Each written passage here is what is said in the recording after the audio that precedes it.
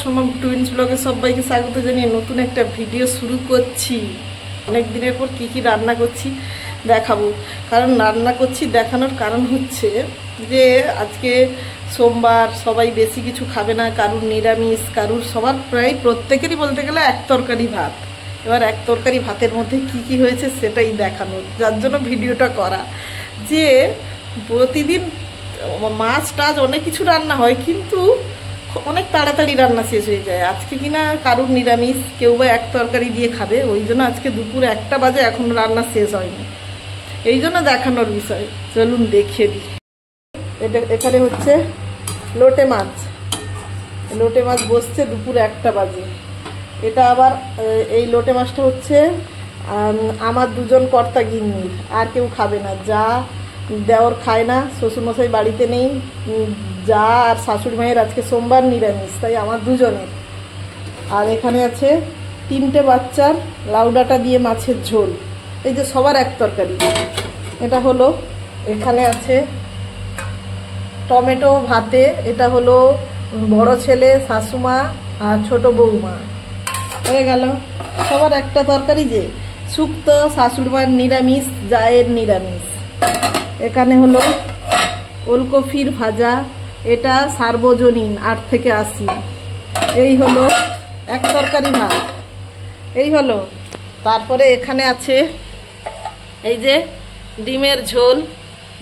আমার দেওর আবার লোটে মাছ খায় না, এটা ওটা খেতে ভালোবাসে না, তার জন্য ডিমের ঝোল। এই হলো।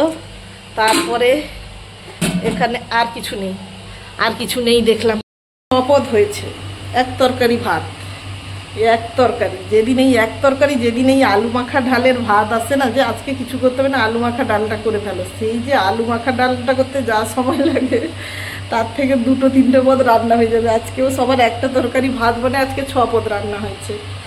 এই হলো ব্যাপার। আগেকার দিনে কিন্তু এরকম লোকজন কম থাকতো। এখন যতটাই লোকে ভালো মন্দ খাওয়া ধরেছে, আবার প্রত্যেকটা বাড়িতে দেখবেন কেউ না কেউ নিরামিষের প্রতি আকৃষ্ট হয়ে গেছে, পুরো নিরামিষাশী হয়ে গেছে। প্রত্যেকটা বাড়িতে প্রায় দেখে এসেছি। আমাদের বাড়িতে বা এখনো পুরোপুরি কেউ নিরামিষাশী হয়নি, সব সব এখনই সবাই ননভেজ আছে।